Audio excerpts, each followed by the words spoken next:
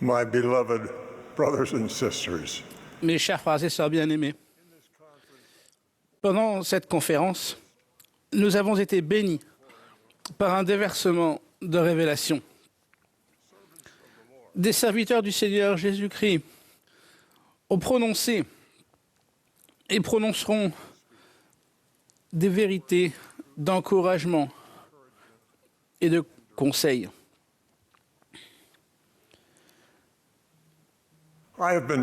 J'ai été touché par les témoignages donnés lors de cette conférence, attestant que le Seigneur nous parle personnellement par l'intermédiaire du Saint-Esprit. Si nous prions et suivons les inspirations de l'Esprit, nous acquérerons une meilleure compréhension et des bénédictions qui nous guideront dans les jours de plus en plus difficiles qui nous attendent. Nous avons de nouveau entendu l'avertissement du président Nelson disant « Dans les jours à venir, il ne sera pas possible de survivre spirituellement sans l'influence directrice, réconfortante et constante du Saint-Esprit. »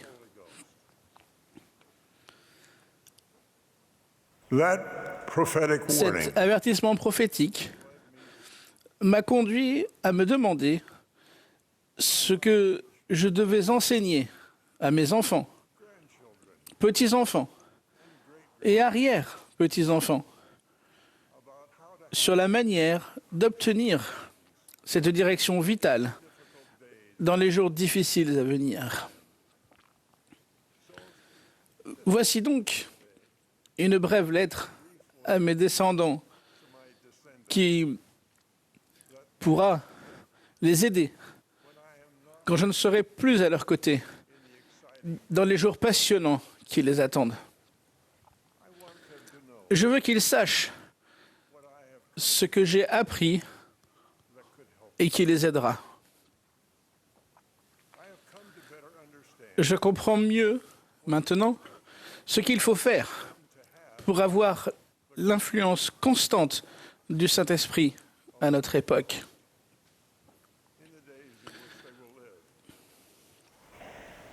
Et à leur époque, à l'époque où ils vivront. Aujourd'hui, je me sens poussé à parler de la façon dont je favorise du mieux que je peux la présence constante du Saint-Esprit dans ma vie. Ma prière est de pouvoir ainsi les encourager à faire de même. Je commencerai par les inviter à penser, dans un esprit de prière, aux fils d'Élaman, Néphi et Léhi, et aux autres serviteurs du Seigneur qui travaillaient avec eux. Ils étaient confrontés à une opposition féroce. Ils servaient dans un endroit corrompu et devaient faire face à d'épouvantables tromperies.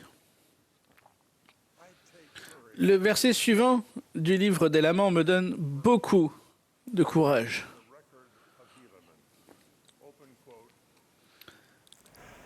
Et la 79e année, il commença à y avoir beaucoup de discorde. Mais il arriva que Néphi et Léhi et beaucoup de leurs frères, qui, ayant quotidiennement beaucoup de révélations, s'y connaissaient dans les vrais points de la doctrine, prêchèrent alors au peuple de sorte qu'ils mirent fin cette même année à leur discorde.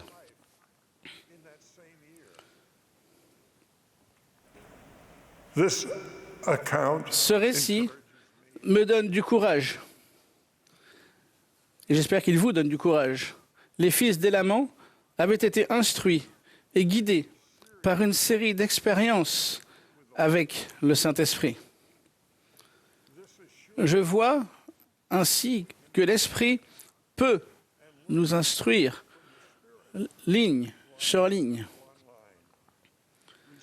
et que nous pouvons apprendre de lui, recevant ce dont nous avons besoin et recevant davantage lorsque nous sommes prêts.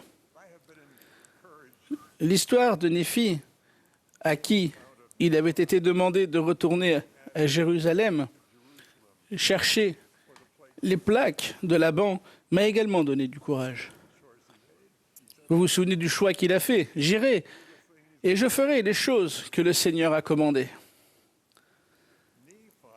Cette expérience de Néphi, avec le Saint-Esprit pendant son voyage, m'a souvent donné du courage lorsque j'entreprenais une tâche que m'avait confiée le Seigneur, mais qui me semblait dépasser mon expérience et mes capacités.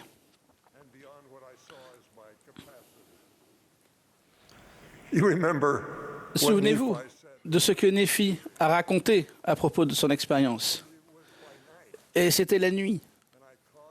Et je les fis se cacher à l'extérieur des murailles. Et lorsqu'ils se furent cachés, moi, Néphi, je me glissai à l'intérieur de la ville et je m'avançai vers la maison de Laban. Il continue en disant, « Et j'étais conduit par l'Esprit, ne sachant pas d'avance ce que j'allais faire. courage J'ai trouvé du courage, sachant que cette nuit-là, Néphi avait été guidé par l'Esprit à chaque minute, tandis qu'il était au service du Seigneur. Nous avons besoin, vous et moi, de la compagnie constante du Saint-Esprit. Et nous la désirons. Et pourtant, nous savons par expérience que ce n'est pas facile.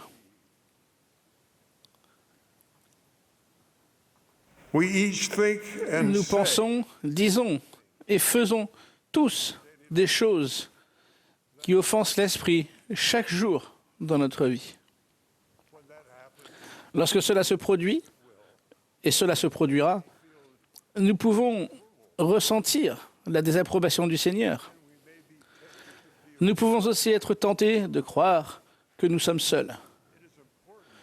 Il est alors important de nous rappeler la promesse certaine qui nous est faite chaque semaine lorsque nous nous repentons et que nous prenons la Sainte Seine, afin qu'ils aient toujours son esprit avec eux. Si vous avez ressenti l'influence du Saint-Esprit aujourd'hui, sachez que c'est une preuve que l'expiation agit dans votre vie. Comme l'a dit Jeffrey Holland,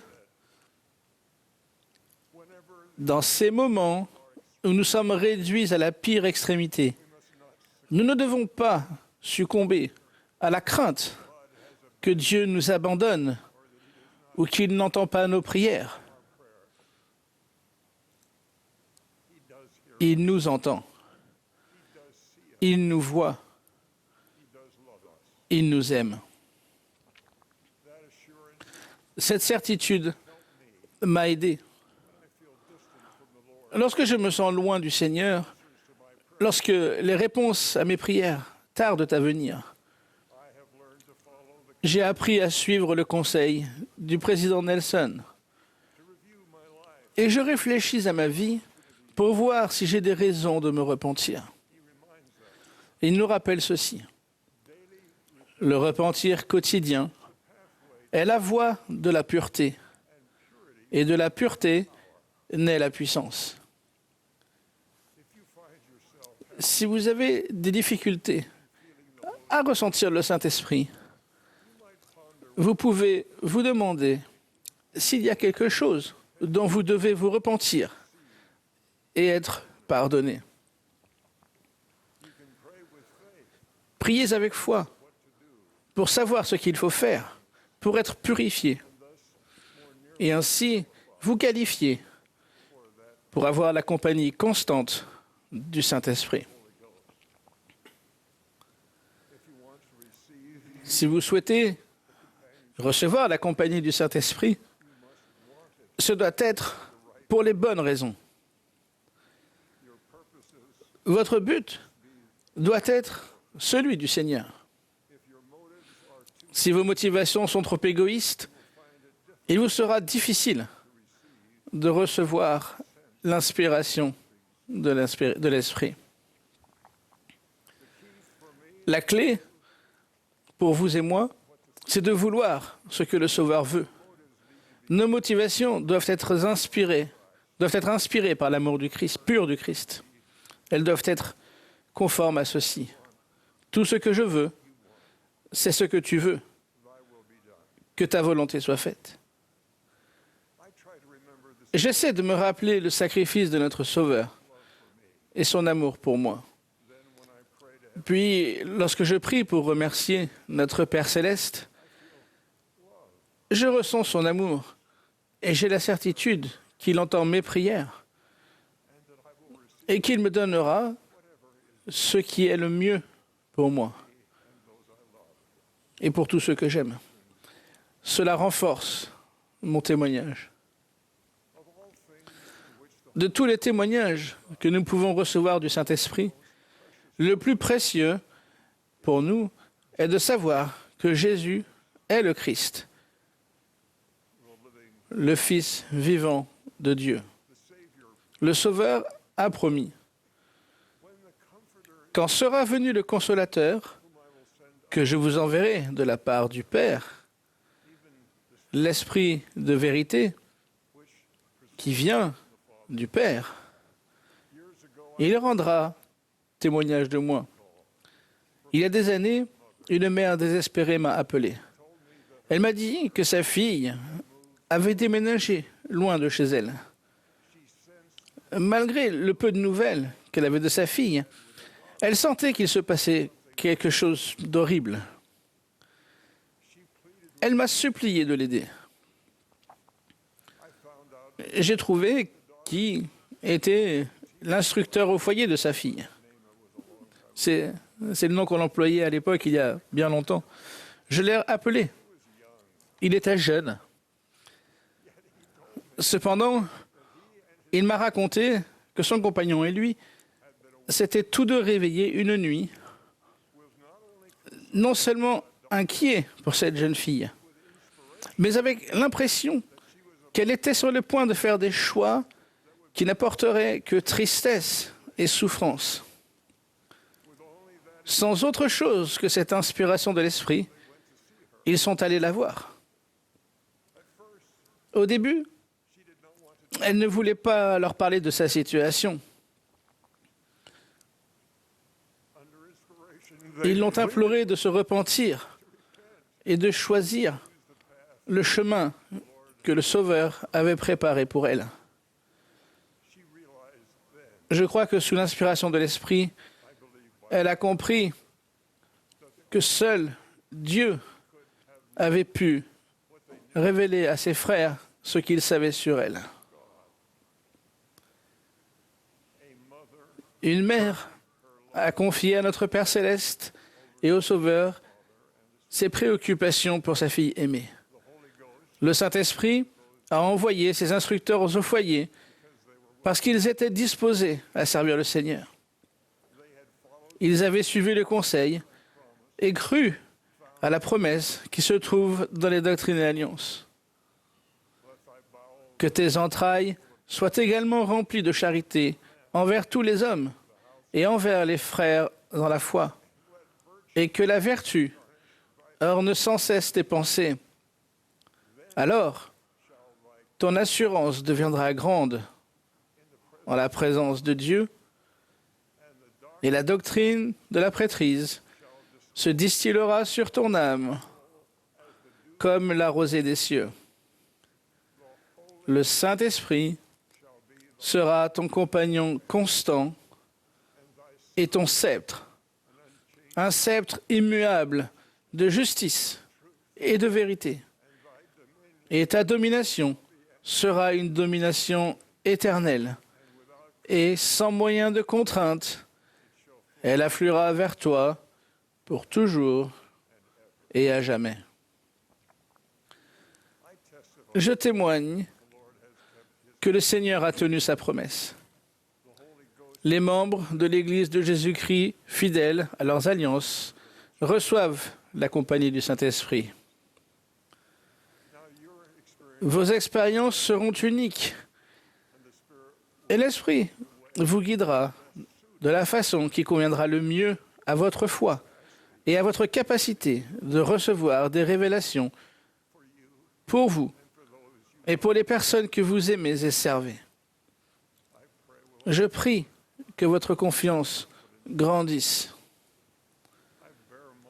Je rends témoignage que Dieu le Père vit. Il vous aime. Il entend chacune de vos prières. Jésus-Christ a prié le Père d'envoyer le Saint-Esprit pour nous guider, nous réconforter et nous témoigner de la vérité. Le Père et son Fils bien-aimé sont apparus à Joseph Smith dans un bosquet. Le prophète Joseph a traduit le livre de Mormon par le don et le pouvoir de Dieu. Des messagers célestes ont rétabli les clés de la prêtrise.